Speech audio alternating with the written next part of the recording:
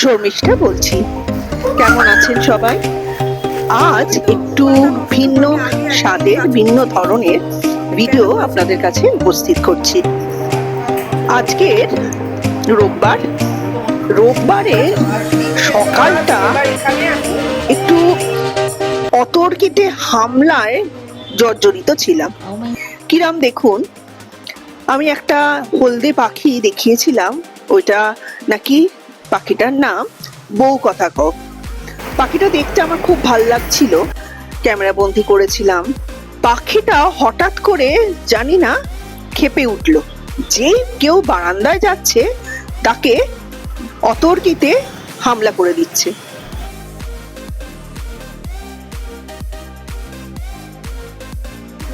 ও বারান্দায় বেরোলেই আসছে, ওর খেলা মনে হয়। মাগু মা,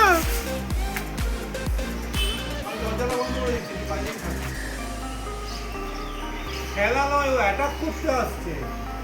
অ্যাটাক করছে? হ্যাঁ, আমার তো মনে হয় কোথাও অ্যাটাক করবে না। বউ। মাসিকে গিয়ে বললাম, মাসি আজকে বারান্দা গেলেই ওই হলদে পাখিটা সবাইকে অ্যাটাক করছে। মাসি বললো, কই দেখি আমাকে করে কিনা। এবার মাসি এদিক ওদিক করছে, ঠিক কিছুক্ষণ বাদেই আবার অ্যাটাক করলো মাসিকে। মাসির আবার পশু পাখি সম্বন্ধে অনেক জ্ঞান। বলল বোধহয় এর বাচ্চা হবে বা বাচ্চা হয়ে গেছে, এখানে আছে, ও পাহারা দিচ্ছে কেউ যাতে ওর বাচ্চার ক্ষতি না করে। ও ভাবছে যে তোমরা ওর ক্ষতি করবে, তাই তোমাদের কাছে ছুটে আসছে। দেখলেন আবার অ্যাটাক করলো।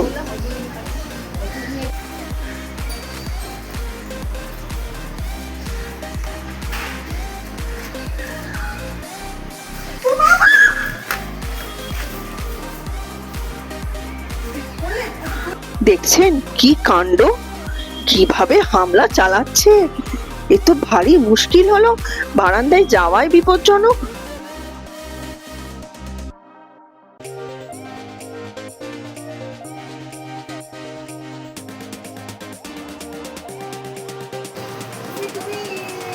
এই যে আমি লাঠিটা নিয়ে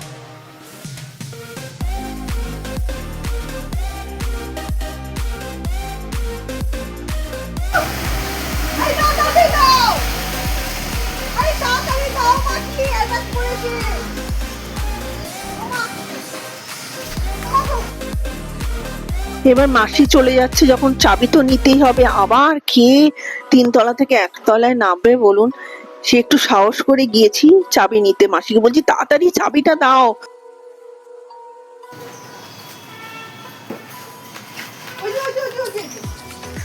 না, ওটা না, ওইটা ওইটা ওই তো। এই ধরো ধরো ধরো ধরো ধরো। তো অন্যান্য কাজও তো আছে, রোববারের দুপুর অনেক কাজ পেন্ডিং থাকে।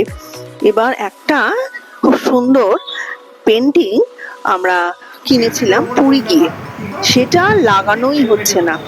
যাকে দিয়ে লাগাবো সে সময় করে উঠতে পারছে না। তিনি এসছেন, সোমনাথ তাকে বোঝাচ্ছে কোন জায়গায় পেন্টিংটা লাগানো হবে। আপনাদের সাথেও সেটা ভাগ করে নেব। আজকে বিরিয়ানি হচ্ছে, আরে মাংসটা আগে রেঁধে নিচ্ছি। রোববারের দুপুর, তাই ভাবলাম চিকেন বিরিয়ানি করে ফেলি, চটজলদি হয়ে যাবে। আজকে যা সময় নষ্ট হলো এই হলুদ পাখিকে নিয়ে।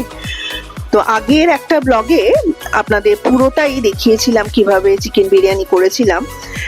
আমার ফ্যামিলির সবাই এই চিকেন বিরিয়ানিটা খেতে খুব ভালোবাসে, খুব চটজলদি হয়। আরেকবার তাও আজকে একটুখানি দেখাচ্ছি। চিকেনটা হতে থাক, আমি এর মধ্যে যে চা পাতা জমিয়ে রেখেছিলাম, আমি চা করে চা পাতাগুলো ফেলি না, একটা পাত্রে জমিয়ে রাখি। বেশ অনেকটা হয়ে গেলে আমি ফুল গাছগুলোতে বিশেষ করে চা পাতা ছড়িয়ে দিই। বিশেষ করে গোলাপ গাছ এইগুলোতে দিলে গ্রোথটা খুব ভালো হয়।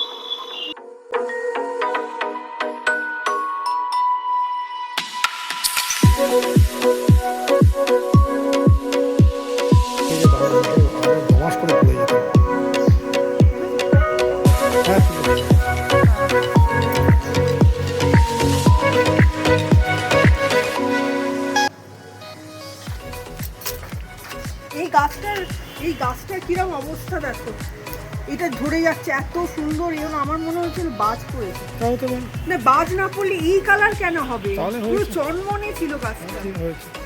জলের জন্য কিছু হয়নি, যদি সব কেউ জানেন একটু বলবেন এরকম কেন হলো। পুরো আমি একদিনে এরকম গাছটা হয়ে গেল কেন, একটু যা বুঝতে পারছি না। এত সুন্দর গাছটা হচ্ছিল।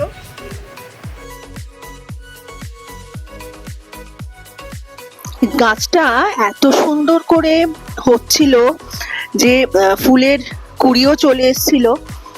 একদিনের মধ্যে গাছটা কিভাবে এরকম ব্রাউন কালারের পাতাগুলো হয়ে গেল না, আমি বুঝতে পারছি না। এতদিন ধরে কাজ করছি এরম কিন্তু দেখিনি। আর পাতা না আপনা আপনি ঝরে যাচ্ছে। এই দেখুন রাইসটা আগে করা আছে। চলুন দেখি রান্নার কত দূর হলো। চিকেনটা প্রায় কষা হয়েই গেছে। রাইসটা আগেই করে রেখেছিলাম, আর পেঁয়াজগুলো ভেজে বারিস্তাও তৈরি করে রেখেছিলাম। ডিম সেদ্ধ তো ছিলই, আলুগুলো ভেজে রেখেছিলাম। এবার ওই রাইস, তারপর চিকেন, আবার রাইস, তার মধ্যে রাইসের মধ্যে একটুখানি কেওড়ার জল, গোলাপ জল তো থাকবেই। জাফরান দুধে ভিজিয়ে রেখেছি।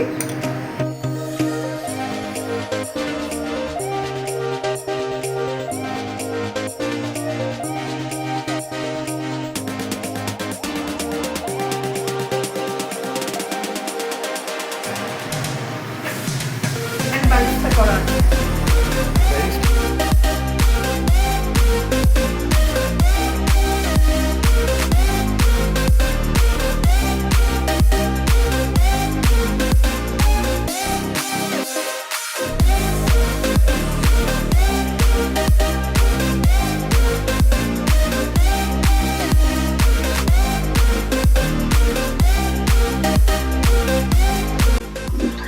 মা তো কলকাতায় বসে চিকেন বিরিয়ানি করছে, জানেন?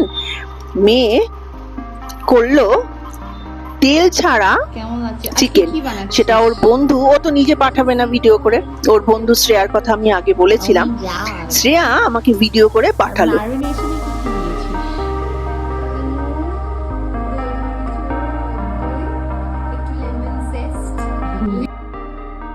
সারাদিনের কর্মকাণ্ডের পর বিকেলের দিকে বেরিয়ে পড়লাম বেনারসে বিভীষিকা দেখতে। একটুখানি বোধহয় ওই হলুদ পাখির পালকের ঝাপটা আমার গালে লেগেছিল, একটু অস্বস্তি হচ্ছিল, জানি না কেন। সেজন্য একটু মাঝে মাঝেই মানে ইরিটেশন মতো, সেটা মনের ভুলও হতে পারে, হচ্ছিল। যাই হোক, সেই সব ভুলে গিয়ে আমরা সিনেমা দেখার জন্য বেশ একটা প্রস্তুতি নিয়ে এগোলাম। আমি আগে সিনেমাটা দেখেছি সুনামিকে নিয়ে, সেটা আপনাদের বলেছিলাম, কিন্তু কি যে দেখলাম না, সেটাই বুঝে উঠতে পারিনি। কেন সুনামির কর্মকাণ্ড দেখছিলাম তো হলে।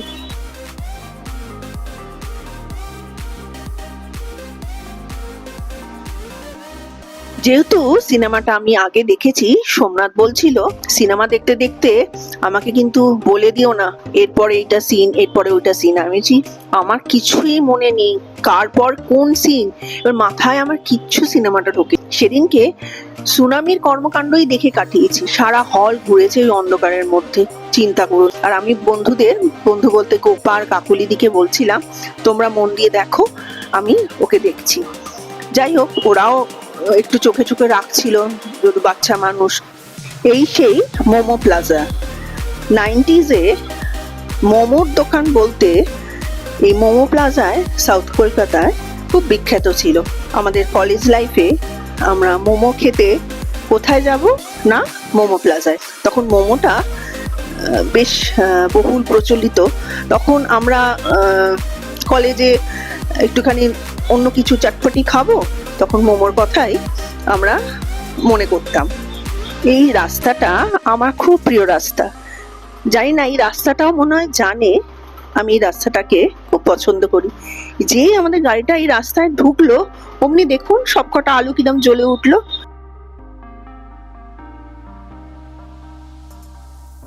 বিভীষিকা শুনেছি খুব ভালো হয়েছে। অন্য সব কটা এখানে আমি দেখেছি, এটা আমরা দেখতে যাচ্ছি। নন্দনে দেখতে যাচ্ছি আজকে। নন্দন রাধা সবই হাউসফুল আছে। এখানে নন্দলাল রাধাতে যা যা বাংলা সিনেমা চলছে শনি রোববার দিন সব শোই হাউসফুল যাচ্ছে, উইকডেতেও যাচ্ছে। এখনো সময় আছে, 6:15 শো, কিন্তু একটু আগে যাচ্ছি তার কারণ হচ্ছে আজকে তো শুধু কলকাতা নয়, নন্দনে তো বিভিন্ন জেলা থেকেও লোক আসে দেখতে, জেলার লোক তো ভর্তি হয়ে আছে। সুতরাং আমরা আগে গেলে লাইন হবে, লাইনটা দাঁড়ালে, কারণ সরকারি জায়গা, 6:15 সময় 6:15তেই বিক্রি হয়,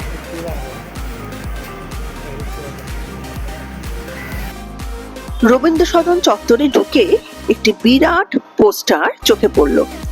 15 ও 16 তারিখে মান্না দে, শ্যামল মিত্র এবং হেমন্ত মুখোপাধ্যায়কে শ্রদ্ধাঞ্জলি দেয়া হবে। বহু গুণী শিল্পী থাকবেন, তাদের কণ্ঠ দ্বারা সবাইকে আপ্লুত করে তুলবেন। আপনারা চাইলে এই রবীন্দ্র সদনে 15 ও 16 তারিখে বিকেলে চলে আসতে পারেন। প্রবেশ অবাধ, এটি পশ্চিমবঙ্গ সরকার দ্বারা লাইনটা একবার দেখুন, কোথায় শেষ সেটাই দেখতে পাচ্ছি না। হাঁটছি তো হাঁটছি, সোমনাথ বললো এভাবে কত হাঁটবে। চলো নন্দনের সামনেটা যাই, যখন ঢুকবে সবাই যখন যাবে তখন আমরা চলে যাব।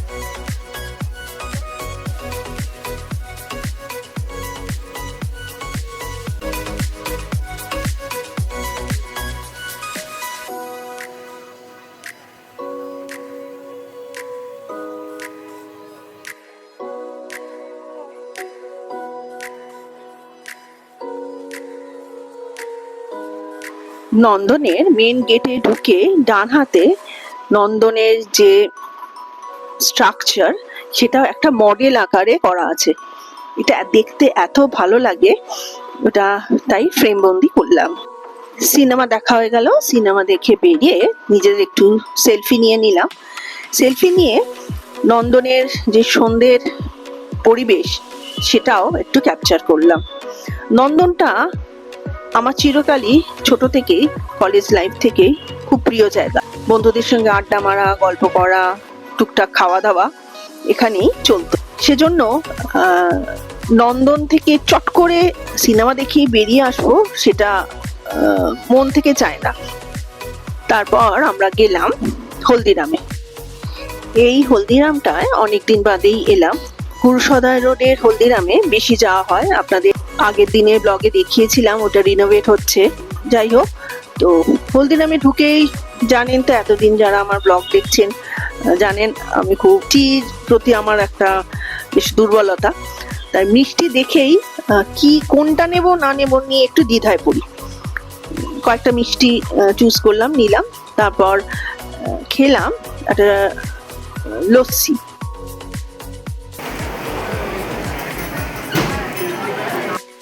এবার বাড়ি ফেরার পালা।